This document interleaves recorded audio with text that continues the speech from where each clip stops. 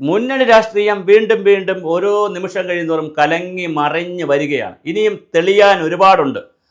കേരള കോൺഗ്രസും Joseph K മാണിയുടെ കൂടെ നിൽക്കുന്ന 4 MLA മാർ, മന്ത്രി അടക്കം റോഷി അഗസ്റ്റിൻ അടക്കമുള്ള doctor Jayaraj, chief whip doctor Jayaraj MLA അടക്കമുള്ള 4 പേർക്ക് UDF-ൽ പോയാൽ കൊള്ളാമെന്നൊരു ചിന്തയുണ്ട്. ഞാനിത് ചിന്ത മാത്രമാണ്, അവർ എന്നോട് പറഞ്ഞിട്ടല്ല. നമ്മുടെ നാട്ടിൽ നടക്കുന്ന വിവരങ്ങളും പിന്നെ ഇൻഫർമേഷൻസും ഒക്കെ കളക്ട് ചെയ്തിട്ടെടുക്കുന്ന ഒരു അനാലിസിസും കൺക്ലൂഷനുമാണ്. അങ്ങനെയേ ഒരു ജേർണലിസ്റ്റിന് പറ്റുകയുള്ളൂ. അല്ലാതെ നമുക്ക് എല്ലാ കാര്യങ്ങളും ഡേറ്റ വെച്ച് പറയാൻ ഇത് പൊളിറ്റിക്സാണ്. അവരുടെ രഹസ്യമൊന്നും അവർ പുറത്ത് പറയത്തില്ല. പിന്നെ കൂടെ നിൽക്കുന്ന നേതാക്കൾ, താഴെയുള്ളവർ, അങ്ങനെ ഊഹാപോഹങ്ങളൊക്കെ എടുത്ത് നമ്മൾ അങ്ങനെ സെറ്റ് ചെയ്യാനേ പറ്റുകയുള്ളൂ. അപ്പോൾ എന്തായാലും 4 പേർക്ക് ആഗ്രഹമുണ്ട് UDF-ലേക്ക് പോകണം. അതിന് കേന്ദ്രത്തിൽ നിന്നുകൊണ്ടുള്ള നമ്മളെ KC വേണുഗോപാൽ, കേന്ദ്രത്തിലുള്ള AICC-യിലുള്ള KC വേണുഗോപാലിൻ്റെ നേതൃത്വത്തിൽ ചില ചർച്ചകൾ ഡൽഹിയിൽ തുടങ്ങാൻ ആരംഭിക്കുന്നു എന്നറിയുന്നു. ഡൽഹിയിലുണ്ട്. ഡൽഹിയിൽ പോകുന്ന ആളാണ് നമ്മുടെ ജോസ് കെ മാണി. അങ്ങനെ രാഹുൽ ഗാന്ധി, ജോസ് കെ മാണി, പിന്നെ അതുപോലെ തന്നെ നമ്മുടെ KC വേണുഗോപാൽ ത്രയത്തിൻ്റെ ചർച്ച നടന്നാൽ അത്ഭുതമില്ല.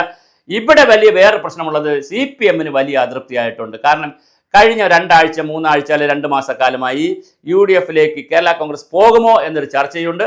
UDF-ആണ് ആദ്യം വാതിൽ തുറന്നത്, അല്ലെങ്കിൽ വരാൻ സ്വാഗതം പറഞ്ഞത്. MM ഹസൻ പറഞ്ഞു, സണ്ണി ജോസഫ് പറഞ്ഞു, K സുധാകരൻ പറഞ്ഞു, VD സതീശൻ പറഞ്ഞു, രമേശ് ചെന്നിത്തല പറഞ്ഞു, K മുരളീധരൻ പറഞ്ഞു. 6 പേരാണ് പറഞ്ഞത് കേരള കോൺഗ്രസിനെ അങ്ങോട്ട് ക്ഷണിച്ചത്, മാണിയെ, അല്ല പിന്നെ ജോസ് കെ മാണിയെ. അങ്ങനെ ക്ഷണിച്ചപ്പോൾ സ്വാഭാവികമായിട്ട് അതൊരു വലിയ ചർച്ചയായി.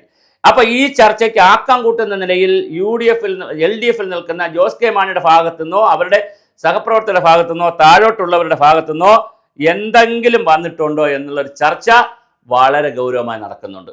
അങ്ങനെ നോക്കുമ്പോൾ തീർച്ചയായിട്ടും ഒരു വലിയ രാഷ്ട്രീയ നാടകങ്ങളാണ് നടന്നുകൊണ്ടിരിക്കുന്നത്. UDF-ലേക്ക് പോകുമോ 100% നമുക്ക് പറയാൻ കഴിയില്ല. എന്നാൽ ചർച്ചകൾ നടക്കുന്നു. UDF-ലേക്ക് പോകുമെന്നുള്ളതൊരു വേറൊരു വാർത്ത കിടപ്പുണ്ട്. മറ്റൊരു കരക്കമ്പി കിടക്കുന്ന എന്താണ്, UDF-ലേക്ക് പോകാൻ നിൽക്കുന്നത് കൊണ്ട് ഡൽഹിയിൽ ചർച്ച നടക്കാൻ സാധ്യതയുണ്ട്. അങ്ങനെയാണെങ്കിൽ LDF-ൽ ഭയങ്കര അതൃപ്തിയാണ്, പ്രത്യേകിച്ച് CM-ന് ഭയങ്കര അതൃപ്തിയാണ്. കൂടെ നിൽക്കുകയും ഞങ്ങളോടൊരു എന്തെങ്കിലും കാരണമില്ലാതെ നിങ്ങൾ എന്തിനാണ് പോകുന്നത്. വേറെ ഇപ്പോൾ കേരള കോൺഗ്രസ് എമ്മിനെ കുഴയ്ക്കുന്നൊരു പ്രധാന കാരണം എന്തിനു മാറണം എന്നുള്ളതാണ്.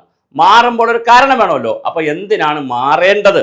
എന്തെങ്കിലും ഇപ്പോൾ കർഷകരുടെ പ്രശ്നം ഇപ്പോൾ പറയാൻ പറ്റത്തില്ല, അങ്ങനെ ഒരു ലൈവായൊരു പ്രശ്നം നിൽക്കുന്നില്ല ഇപ്പോൾ. അല്ലെങ്കിൽ റബ്ബർ കൃഷി പോലുള്ള കാര്യങ്ങളാണെങ്കിൽ കേന്ദ്ര ഗവൺമെൻറ്റാണ് തീരുമാനമെടുക്കേണ്ടത്. ഇവിടെ മുന്നണി മാറിയിട്ട് കാര്യമില്ല. പിന്നെ എന്തെങ്കിലും ഒരു ലൈവ് കാര്യം വേണമല്ലോ. അപ്പോൾ ലൈവ് കാര്യത്തിൻ്റെ ഒരു പ്രശ്നം, കാരണം അണികളെ ബോധ്യപ്പെടുത്തുകയും വേണം. ഇടതുപക്ഷത്തോടൊപ്പം നിൽക്കണമെന്ന് ആഗ്രഹിക്കുന്ന ഒരുപാട് അണികളുണ്ട്, UDF-ൽ പോകണമെന്ന് ആഗ്രഹിക്കുന്ന അണികളുമുണ്ട്. അപ്പോൾ 2 കൂട്ടരും ഉള്ളപ്പോൾ സ്വാഭാവികമായിട്ട് LDF-ൻ്റെ കൂടെ നിൽക്കണമെന്ന് ആഗ്രഹിക്കുന്ന അണികളെ ബോധ്യപ്പെടുത്തണം. ഇന്ന കാരണം കൊണ്ട് നമ്മൾ UDF-ൽ പോകുന്നു, അല്ലെങ്കിൽ പിന്നെ അതിനകത്ത് പിളരും, പാർട്ടി പിളരും. അപ്പോൾ അതിൻ്റെ ഒരു പ്രശ്നമുണ്ട്. അപ്പോൾ അതുകൊണ്ട് ഒരു വേറൊരു തലത്തിലേക്ക് എന്ന് പറഞ്ഞ് പിന്നെ കേരള കോൺഗ്രസിൽ പ്രതിസന്ധി ഉണ്ടെന്നോ ഒന്നുമല്ല. അവരുടെ അഭിപ്രായങ്ങളാണ് അവർ പറയുന്നത്. അത് പിളർന്നു പോകുമെന്നോ അത് സംഘർഷമാണെന്നോ എന്നൊരു അഭിപ്രായം എനിക്കില്ല. രാഷ്ട്രീയ പാർട്ടിയാണ്, അതൊരു ജനാധിപത്യ പാർട്ടിയാണ്, ഒരു സ്റ്റേറ്റിലുള്ള പാർട്ടിയാണ്. സ്വാഭാവികമായിട്ട് അതിനകത്ത് എല്ലാവർക്കും അഭിപ്രായം പറയാൻ സ്വാതന്ത്ര്യമുണ്ട്. എല്ലാവരും അഭിപ്രായം പറയുകയും ചെയ്യും. MP-മാർ പറയും, MLA-മാർ പറയും, അതിനകത്തുള്ള ആളുകൾ പറയും, മന്ത്രി പറയും, എല്ലാവരും അഭിപ്രായം പറയും. അവർ ചിലപ്പോൾ അവരുടെ കോട്ടയത്തെ അവരുടെ നിർവാഹക സമിതിയെ കൂടി അല്ലെങ്കിൽ കേന്ദ്ര കമ്മിറ്റിയെ കൂടി അവർ തീരുമാനമെടുക്കും. അതൊക്കെ അതിൻ്റെ പ്രൊസീജിയറാണ്. പക്ഷേ ഇത്തരത്തിലുള്ള ഒരുപാട് ചർച്ചകൾ നമ്മുടെ കേരളത്തിൽ നടക്കുന്നു എന്നുള്ളതാണ് രാഷ്ട്രീയ രംഗത്ത് നിന്ന് നമുക്ക് കിട്ടുന്ന വാർത്തകൾ. അത് റിപ്പോർട്ട് ചെയ്യുന്നു എന്ന് മാത്രം. അതിൻ്റെ അർത്ഥം നാളെ രാവിലെ UDF-ൽ പോകുമെന്നോ അല്ലെങ്കിൽ LDF വിടുമെന്നോ ഒന്നുമല്ല. പക്ഷേ രാഷ്ട്രീയമാണ്, എന്ത് സംഭവിക്കാം, ഒന്നും രണ്ടല്ല.